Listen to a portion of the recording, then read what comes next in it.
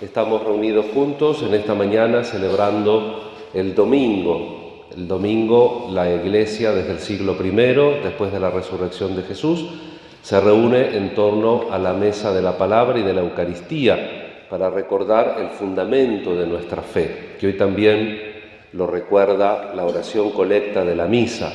El resumen de la voluntad divina es el amor a Dios y el amor al prójimo.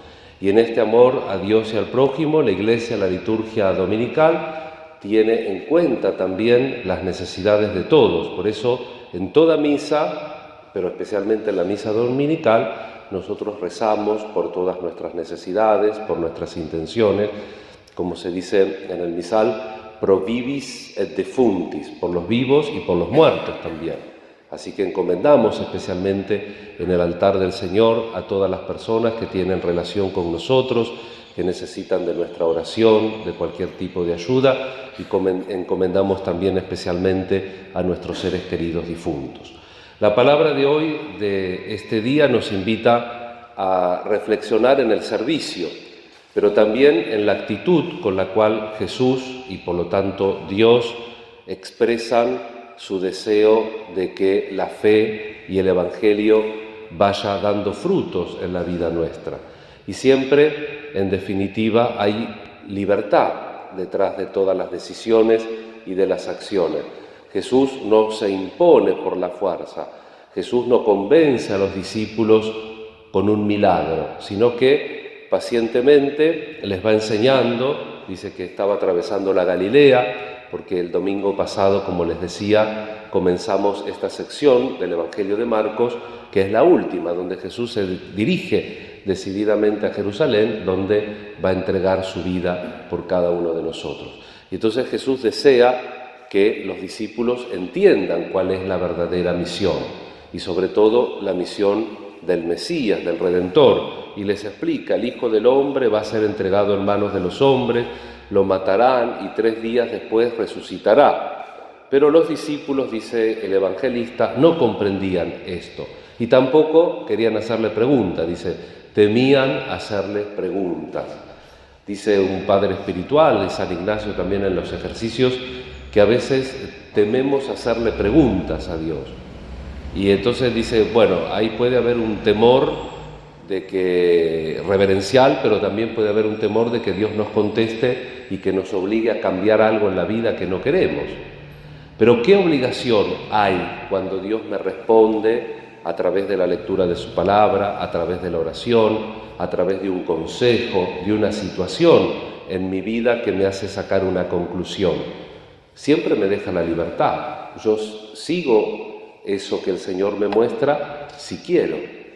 Hay en la homilía de la página que pongo siempre en internet, pongo una cita de Napoleón, que él le dice a uno de sus generales que se sorprende, y ya estaba llegando al final, todavía tenía mucho poder, y por muchos años había ejercido mucho poder Napoleón, y dice que él se sorprendía de que la fuerza en definitiva no creaba nada, porque al final el espíritu derrotaba la espada. Y es así, nosotros a veces podemos imponer, podemos reprimir, pero el cambio profundo lo propone Dios, Dios ayuda a que lo hagamos, pero tenemos que dar el consentimiento, tenemos que dar el paso, tenemos que dejar que nuestra vida, nuestro corazón, nuestras actitudes se evangelicen. Y saber también que están esas actitudes, porque eso que le pasó a Jesús, que ya pronosticaba y el profeta en la primera lectura del Antiguo Testamento, dice, terminemos con el justo, dice el impío, porque su proceder nos arruina, porque como él se porta bien, queda en evidencia que nosotros nos portamos mal. Y entonces, en vez de sacar la consecuencia lógica, tenemos que portarnos bien, dice, no, vamos a terminar con este para seguir portándonos mal. Y como siempre, estos días que estamos leyendo la carta del apóstol Santiago, siempre él nos va aclarando, ¿no? Y fíjense que es cierto que él le habla a la comunidad, pero también en definitiva habla del mundo contemporáneo. Dice, ¿de dónde provienen las luchas y las querellas que hay entre ustedes? ¿No es precisamente de las pasiones que combaten en sus miembros? Es decir, cuando hay división afuera, en la familia, en la sociedad, en una comunidad, en un trabajo, en la misma iglesia, en la parroquia, en las capillas.